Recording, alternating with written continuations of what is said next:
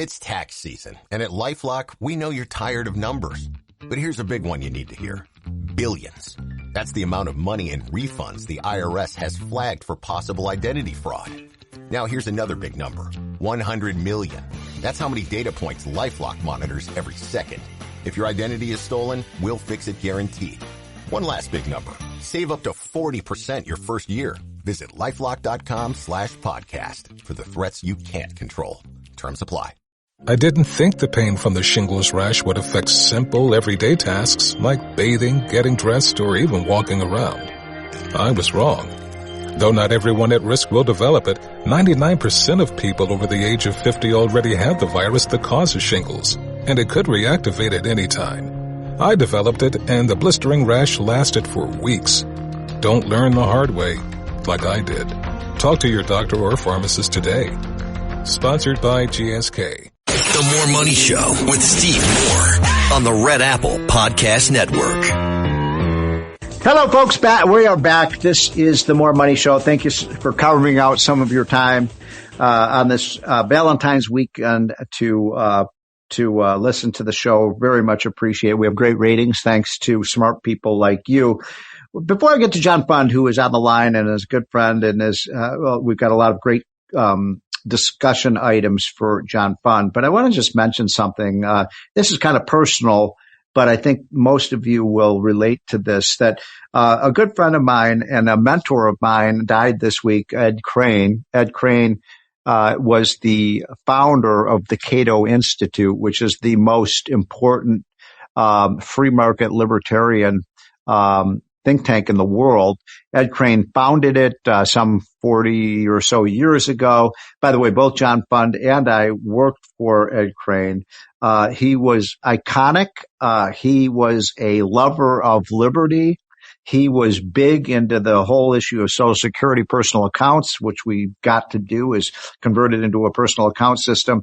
He was into slashing government spending. He was a big advocate of term limits, drug legalization, health savings accounts. And he was just an amazing guy. And really, I learned so much from him about why limited government is so critical to our economic health and our freedom. And John Fund, thanks for joining. You knew Ed Crane, I think, longer than I did. I think I was the second intern at the Cato Institute in San Francisco. Wow. So I go back. Wait, hold on, John. Did you say it was founded in San Francisco? Yes, it was in San Francisco until I didn't know that.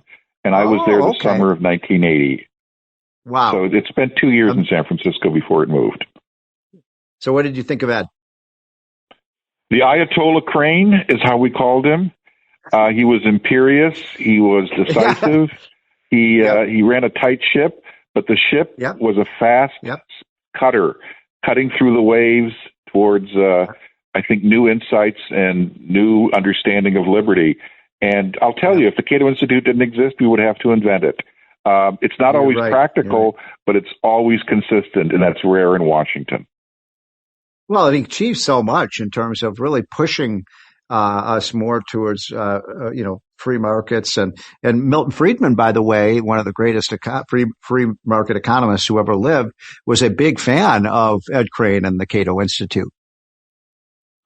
Well, I think when we revisit Washington in the next 10 years, assuming the current developments continue, we'll be seeing a lot of Ed Crane's projects come to fruition, especially I hope you're right. Accounts and personal retirement accounts. Yeah, I hope you're right about that, John Fund. Okay, well, I too am a great admirer because I worked for 9 years at Cato, and he taught me so much about freedom, about politics. Was a very wise guy. And by the way, he was a bipartisan antagonizer of both parties, right, John? You know that. Well, if you were supported corporate welfare while you were opposing welfare spending, he would be on your case saying, we want a government that provides a level playing field under the rule of law and no subsidies for anyone as much as possible. So John Fund, by the way, is who I'm having this conversation with, and I neglected to identify John. I think almost all of you know John Fund. He's was many years as the key political writer at the Wall Street Journal editorial board, still writes for the Wall Street Journal all the time, is also a member of the National Review, a contributor to National Review. He works with me at Unleash Prosperity. And by the way, if you're not getting our Unleash Prosperity hotline, which John is one of the editors of, please sign up. It's just go to unleashprosperity.com and sign up, and it's absolutely free. And we could not get that daily post out every morning if it were not for John's amazing contributions to that. So he also is one of the experts in the country about election integrity. And that's, John, one of the things I wanted to talk to you about. We have this brouhaha going on in Washington about how we make sure that the people are voting are people who should be voting, and making sure that people who should not be voting are not voting. And yet there's all sorts of resistance to putting up any kind of safeguards to make sure that our elections are fair and accurate. Well, it is one of the most curious contradictions in Washington. Over 75% of Democrats, over 80% of African Americans, over 80% of Latinos, over 80% of Asian Americans all support having someone show a photo ID at the polls when they vote. And almost as many support proving your citizenship when you register to vote. But yet 99.5% of House Democrats voted against it last week. Why the contradiction? Look, I can't read minds, but I think that I think a lot of Democrats both either explicitly or implicitly know that in some of our major cities and in some of our backwater jurisdictions in blue states, there's a lot of hanky-panky going on behind the curtain they don't want to talk about or stop. So, by the way, I neglected to mention that John Fund and my good friends, Hans van Spakovsky, have a book out called Our Broken Elections. And boy, are they broken. Are they broken? I mean, do you think we're making progress in terms of having more secure and safe elections, John, or are we moving in the opposite direction? Well, look, I think Donald Trump sometimes makes some wild, unsubstantiated charges, but he's right on the fundamentals. We do need a cleanup of our system, especially our voter rolls, where 15 to 20% of the people on the rolls don't belong there or are dead. 15 to 20%? I would say on the average, because our rolls are so seldom, it depends on the state, but on the average, I'd say our rolls are really, no marketer would ever use those rolls to try to sell a product. So hold on, John. I want to define, what does it even mean? What does voter roll mean? What does that mean? The registration list that you have to be part of in order to vote. In our country, you can't just show up. You have to register to vote first. Right. And that's the list of people who are eligible to vote. And so why, you're saying they're not accurate, or? Well, people are dead. They're not removed from the rolls. They move out of state, which means they're not eligible to vote in that state. They are homeless and don't have a fixed address. They're ineligible to vote because they're non-citizens, but there's almost nothing preventing people today from registering to vote if you're a non-citizen.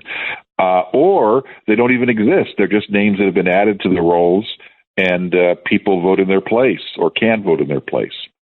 And so then, of course, we have this new phenomenon called mail-in voting, and that probably makes it even more difficult to make sure that the person who's filling out the ballot is actually the John Q. Wilson who they say it is. Well, there was a big controversy because the FBI raided the Atlanta, Georgia voter registration office and took away a bunch of records. And that's a highly unusual procedure, but it's because in 2020, there was real evidence that there were mail-in votes that were cast that weren't valid. And that was never properly looked at, never properly examined by a court. I don't believe that Donald Trump won all 6 close states in 2020, but I do believe he probably won Georgia and probably Arizona too. And I think if we can get to the bottom of that and actually prove that those elections were changed improperly, I think that we'll have a much better case to make to independent and other voters that we have to clean up our elections at a minimum. So if you take money from the federal government to help run your election systems, you should be required to clean up your voter registration rolls, and that's part of what this bill in Congress that was voted on last week would have done. So I wanted to ask you about that, John, because I don't follow this that closely. You do. So what's the name of the bill? The SAFE Act? What was it called? SAFE Act. Okay, the SAFE Act. So what would you? An acronym for keeping America safe from for voter integrity.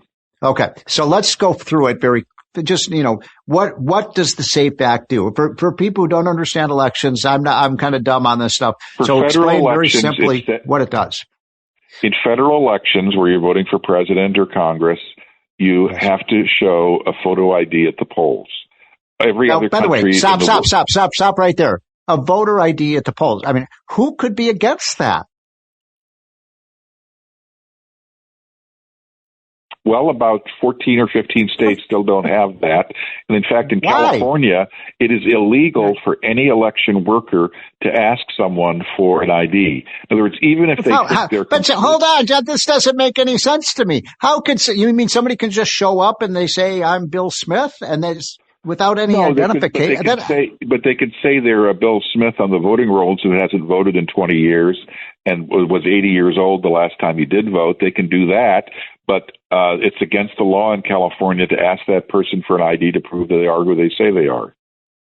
Well, that's just, I'm sorry, I'm astounded by that. So you're saying virtually every, you said 99.5%. Was there some Democrat who voted for that? An Hispanic congressman from Texas on the border area who certainly knows that there's voter fraud in that area.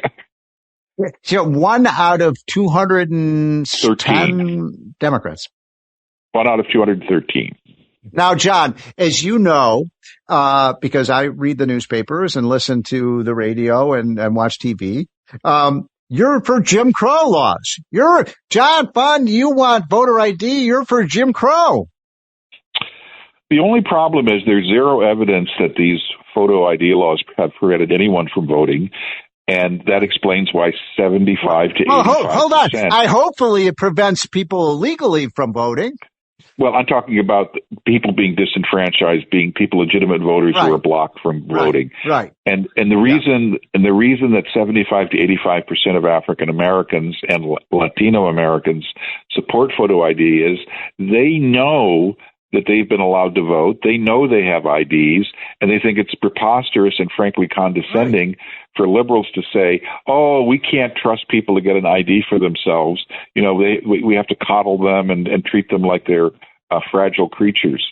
That's very demeaning, and I think that it does a disservice to people who want to vote and know how to vote, and they vote in great numbers. In fact, in many of these states that have photo ID laws, the percentage of minorities who vote are higher than the percentage of the whites who vote. Well, John, look, you know this. You've written about this in your book. You need an ID to spot anything these days, to get on an airplane, to go into a sports stadium, when you use your credit card, you have to show an ID. When I go to a hotel now, you have to show your ID. But you're saying you can't. Steve, the members of Congress who voted against this bill had to use a photo ID in their electronic voting machine to cast a vote against it. Folks, I have steam coming out of my ears right now. I am so angry about this. And by the way, I think it is racist for them to say, oh, well, Hispanics and blacks, they can't get a voter ID. That's so patronizing. Actually, the law says if you're already registered to vote, you don't have to prove your citizenship. It's only new people who are registered to vote. And you can prove your citizenship a variety of ways, including with a government ID, a tribal ID, a passport, a birth certificate, which you can now easily get over the internet. There's an electronic system that has access to all birth certificates around the country. So it's preposterous that it's a barrier to voting. And I think that eventually we're going to have this law. We already have it in about 30 states that require photo ID. And I think that if they want to be on the losing side of history, I think it will just prove to people that they obviously are extreme. They obviously don't represent their own voters, and people can draw their own conclusions about why they would oppose such a simple safeguard against illegal voting. Well, I'm going to give you my conclusion. By the way, I'm talking to the great John Fund, who is one of the world's expert on elections. What other conclusion is there than that they want people to be able to legally vote because they think that's a way for them to win elections? I mean, that's quite an accusation, but I don't understand why 99% of them would say, oh, you don't need an ID to vote. Oh, yes, you do need an ID to check into a hotel. You do need an ID to get on an airplane. You do need an ID when you go to the store and use your credit card, but you don't need it when you vote? As I said, they're on the losing side of the argument, and frankly, the more that they make these preposterous arguments, the more they expose themselves as self-interested power seekers. Well, so where do we stand now, John? Is this dead for now, or what do you think? It goes to the Senate, and you need 60 votes to break a filibuster in the Senate. And I think that the Republicans in the Senate are going to have to come up with a very good idea. Let's have an old-fashioned filibuster where, you can block a bill from coming to the floor for a vote, but you have to do it standing up, talking until you're too tired to sit down, and then someone else has to take your place. And I think that if they want to filibuster this and basically use their preposterous arguments against it, I think that would be one of the great educational, civic experiences Americans could ever have. And let's force them to talk down this bill rather than just declare a filibuster and not have to defend it. I agree entirely. And I know some of my friends at Wall Street Journal editorial board think it's a bad idea, but I agree with you. The more light we can shine on this issue, the better. John, we got a minute left.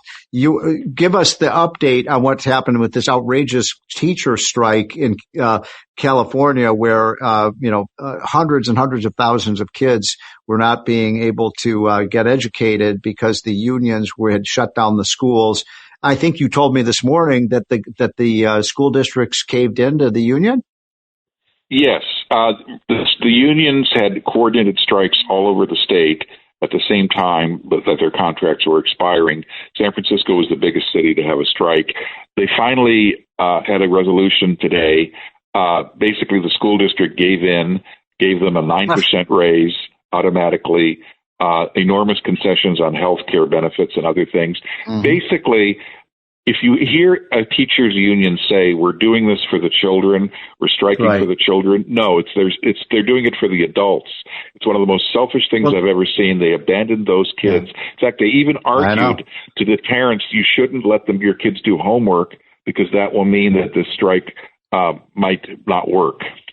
By the way, they even said you could be a scab.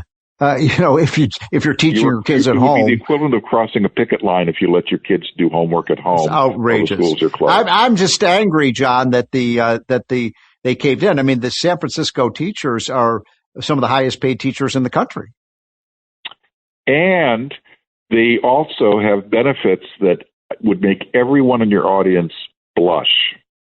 Benefits that we haven't seen for years in the private sector, including fully paid pensions at age 60 after only, 30 years of service, and health care for you and your dependents forever. Well, and also, John, look, I'm all in favor of paying great teachers more money. I've always said great teachers are worth their weight in gold. The problem is you can't fire in California the bad teachers. You can't also have merit pay where the good teachers are paid more than the ones who basically sit on their thumbs. Why? Why don't they have merit pay?